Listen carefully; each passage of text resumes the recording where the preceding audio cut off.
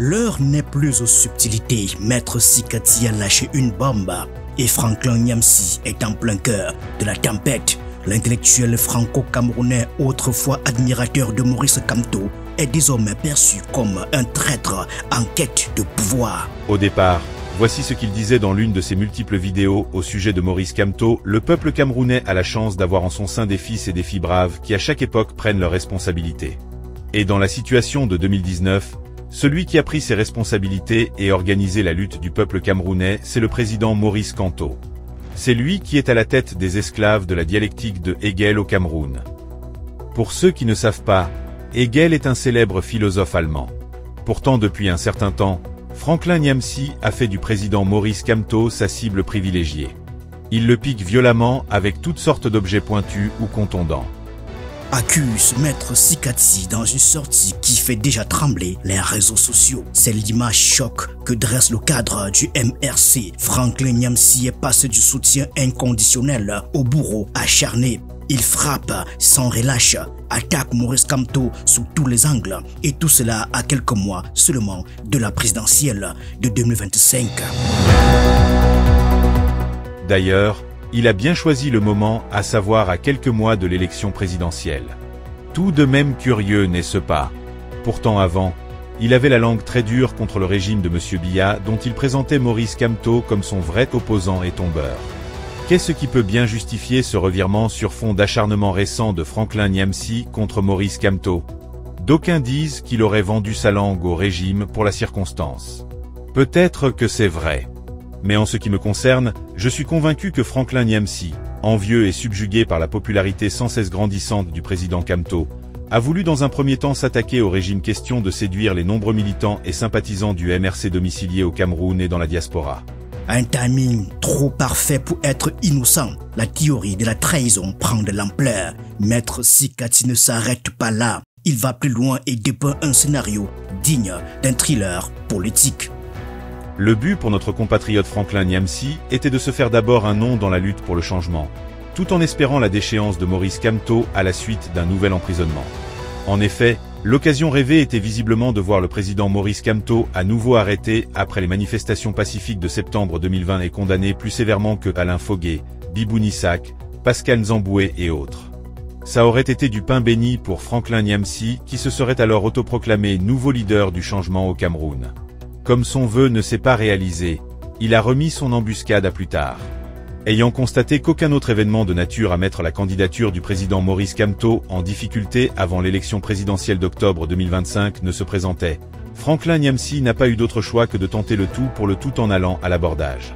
En clair, Franklin Nyamsi aurait attendu le pire pour Kamto avant de bondir sur son trône. Mais Kamto est resté libre, son influence intacte et maintenant, Nyamsi fulmine. C'est d'ailleurs pourquoi ces derniers temps, en plus de diaboliser Maurice Kamto, Franklin Nyamsi s'affiche aussi dans la posture et le costume de l'homme providentiel pour le Cameroun. Franklin Nyamsi dit reprocher au président Maurice Kamto de prôner le changement par les urnes, alors que seule une révolution non partisane permettrait d'obtenir le départ du régime de Paul Biya. C'est vrai qu'en politique chacun a sa stratégie et que celle-ci mérite d'être respectée. Mais pourquoi s'acharner sur Maurice Kamto soi-disant à cause de sa stratégie, alors qu'à aucun moment celui-ci n'a critiqué ni parlé de la stratégie de la lutte révolutionnaire prônée par Franklin Nyamsi? Pourquoi Franklin Nyamsi a attendu la veille de l'élection présidentielle pour découvrir subitement l'option du changement pacifique portée par le président Maurice Kamto, alors que le slogan « Changement dans la paix et par les urnes » est le credo du MRC depuis sa création? C'est le clou du spectacle. Après avoir démonté la stratégie de Franklin Nyamsi, Maître Sikati s'offre une punchline mémorable. Vu que le président Maurice Kamto et le MRC sont restés constants dans leur stratégie de conquête pacifique du pouvoir, pourquoi Franklin Nyamsi les soutenait-il avant 2025, alors qu'en toute logique il aurait dû critiquer la stratégie pacifique du MRC depuis au moins octobre 2018, après l'élection présidentielle volée par le régime?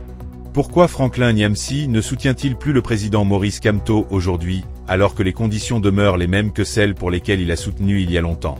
Je suis persuadé que toute la pléthore de monologues de séduction de Franklin Nyamsi avait un seul but, à savoir, appâter le peuple du changement et notamment les nombreux militants et sympathisants du MRC, tout en espérant prendre la place de Maurice Kamto dès la première occasion. Bien sûr que Franklin Nyamsi a le droit de se voir revêtu de la tunique du sauveur, capable d'obtenir le changement au Cameroun à travers la révolution qu'il dit être le précurseur. C'est violent, c'est moqueur et surtout, ça fait mal. L'image du révolutionnaire de salon prônant la lutte radicale depuis un bureau bien confortable risque de coller à la peau de Franklin Nyamsi. Maître Sikati clôt son réquisitoire avec une note de défiance. Laisse le nom du président Kamto tranquille. D'ailleurs, même si tu continues à le diaboliser tous les jours comme tu le fais depuis un certain temps, qu'est-ce que ça va changer? On t'a déjà rangé du même côté que Elim Bilobé, Owen Nguini, Claude Abbé, Blériot Niemek, Parfait Laïci, Info TV, etc. Bien entendu, ta volte-face ne nous empêche de continuer notre chemin vers Etoudi. Une chose est certaine, Atanga J doit bien rigoler quand il écoute Franklin Nyamsi ces derniers temps. Mais de quelle révolution parle-t-il, alors qu'il se contente de rester assis en France dans une bibliothèque pour déclamer des gros mots face à une caméra? En tout cas, j'attends aussi de découvrir cette nouvelle forme de révolution que j'appellerai la révolution de la bibliothèque et de la parlotte. Si ça marche, on va tous en profiter et le peuple camerounais sera reconnaissant envers Franklin Nyamsi, l'érudit de la stratégie révolutionnaire à très longue distance. Comprendre, Franklin Nyamsi aboie, mais la caravane du MRC passe. Trahison, calcul ou simple divergence. Les accusations de Maître Sikati sont lourdes. Franklin Nyamsi était-il vraiment en embuscade, espérant la chute de Maurice Kamto pour prendre sa place? Est-il un opportuniste frustré ou simplement un idéologue en désaccord avec la ligne du MRC? Une chose est sûre, la guerre des mots est déclarée et les réseaux sociaux vont s'enflammer.